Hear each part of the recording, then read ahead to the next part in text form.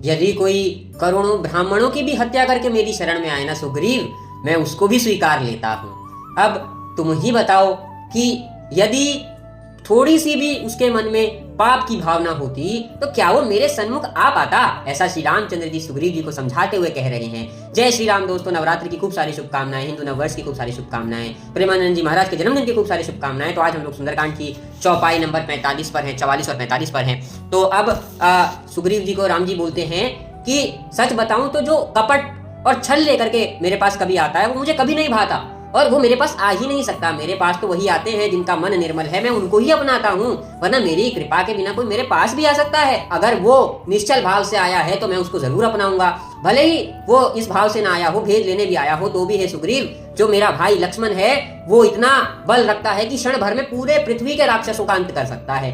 डर की तो कोई बात ही नहीं है, और वैसे भी जब हमारी शरण में आया है तो उसको प्राणों से ज्यादा रक्षा करके रखेंगे, उसको अच्छे से रखेंगे, तुम चिंता मत करो। उनके आदेश पर सारे वानर विभीषण जी को लाते हैं और सब रामचंद्र जी के आगे हैं, और विभीषण जी दोनों भाइयों को दूर से देख रहे हैं तो उनका शरीर पुलकित हो रहा है भक्ति के भाव से, और प्रेम उमड़ रहा है, आंखों से जल की धारा बह रही है और शरीर पुलकित है, वो कांप रहे हैं। वो देख करके वो प्रभु से कहते हैं कि हे प्रभु, देवताओं की रक्षा करने वाले प्रभु, मैं तो राक्षस कुल से आया हूँ, तमोगुणी हूँ, तामसिक शरीर रखता हूँ, मैंने आज तक न जाने कितने पाप किए होंगे, कितने पापों में मेरी भागीदारी रही होगी। हे प्रभु, अब सब छोड़ के मैं आपकी शरण में आया हूँ, कृपा करके मेरी रक्षा कीजिए। हे प्रभु, कृपा करके मेरी रक्षा कीजिए।